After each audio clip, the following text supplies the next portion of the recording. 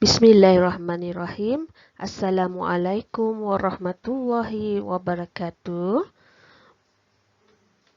Hari ini kita akan belajar bahasa Melayu bagi kelas tahun 5 Arif. Tarikh hari ini ialah 21 Jun 2021, iaitu hari Isnin. Bersama saya, Cikgu Siti Hasmah binti Boje. Baiklah murid-murid, sebelum kita ke pembelajaran kita pada hari ini, eloklah sekiranya murid-murid bersedia. Sila bersedia dengan membawa buku teks, buku panjang penulisan, pensel, pemadam dan pembaris. Sudah bersedia semua? Kalau sudah, jom kita teruskan. Tajuk kita pada hari ini ialah utamakan keselamatan. Fokus, kita akan membina karangan, jenis berita dan imajinatif. Sila rujuk buku teks muka surat 58 dan 59. Kemahiran yang akan dinilai pada hari ini ialah kemahiran menulis. Merujuk kepada SP, merujuk kepada standard pembelajaran 3.3.1, iaitu mendraft dan menghasilkan penulisan berformat dan tidak berformat.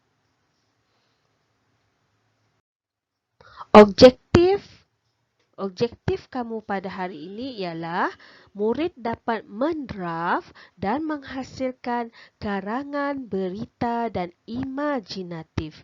Kriteria kejayaan penilaian PBD yang akan saya lakukan ialah cikgu akan nilai kamu berdasarkan draft dan penghasilan karangan, jenis berita dan imajinatif dengan betul berdasarkan teks. Baiklah, sila rujuk buku teks masing-masing. Okey, muka surat 58 dan 59. Muka surat 58 ialah karangan jenis berita. Manakala muka surat 59 pula ialah karangan jenis imajinatif. Jelas? Baiklah, hari ini untuk slide yang pertama ini, kita akan fokus kepada format karangan berita. Apakah karangan jenis berita? Kita sama-sama baca ya. Karangan jenis berita bertujuan untuk memberikan maklumat dan pengetahuan tentang sesuatu peristiwa penting kepada pembaca. Terdapat beberapa jenis berita seperti berita sukan, jenayah, kemalangan, hiburan dan sebagainya. Isi karangan berita berkisar 5 perkara, iaitu apa, siapa, bila, di mana dan mengapa. Apa yang berlaku? Siapa yang terlibat? Bilakah kejadian tersebut? Di manakah kejadian tersebut? Dan mengapa? Mengapa berlaku? Dan seterusnya, bahasa yang digunakan hendaklah ringkas dan mudah difahami. Baiklah, di sini kita sama-sama rujuk kepada format berita.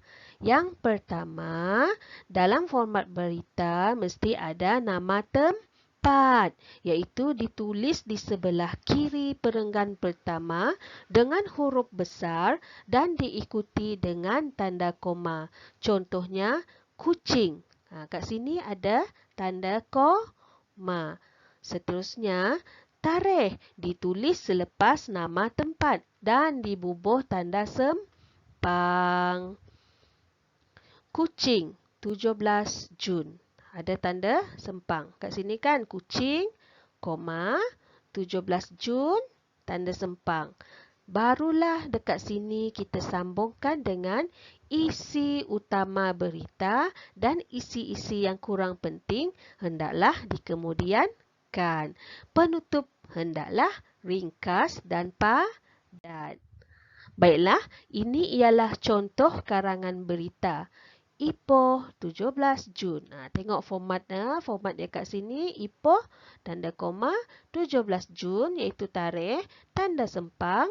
Lepas tu dia terus tulis tajuk utama. Tajuk utama kat sini ialah satu kejadian kebakaran membabitkan 6 buah rumah kedai telah berlaku di Jalan Anson awal pagi semalam.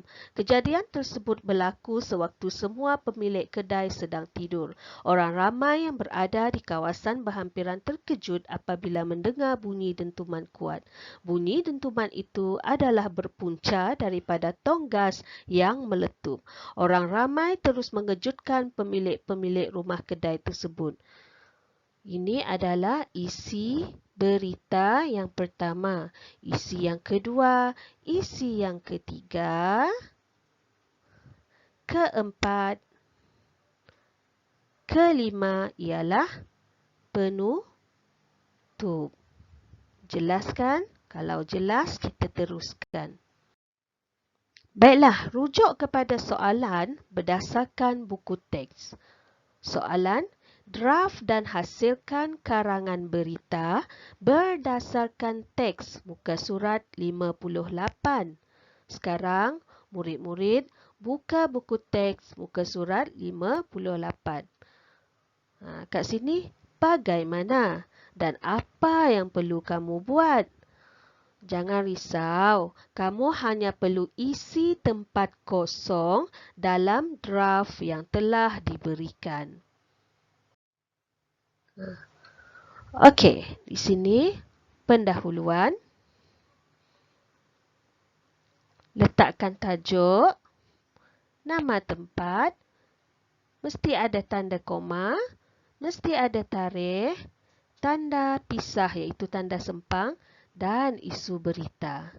Tak perlu ubah apa-apa ya, tulis sahaja ikut format ini. Format ini, yang pertama ini ialah pendahuluan. Kita pergi yang seterusnya, iaitu isi yang pertama. Beliau menasihati pengguna supaya sentiasa berhati-hati. Menurut beliau, eskalator, jadi kat sini ada tanda pensel kan?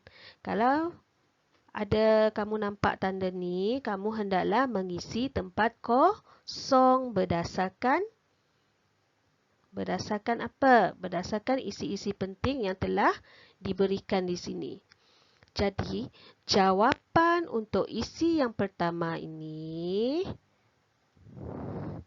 menurut beliau, eskalator merupakan tangga bergerak yang diperbuat daripada besi. Eskalator juga mempunyai motor dan rantai. Eskalator merupakan kemudahan awam untuk keselesaan pergerakan. Tengok, isi hendaklah berdasarkan isi-isi penting yang telah diberikan dekat sini. Jelas? Kita teruskan ya. Baiklah, pergi kepada isi yang kedua.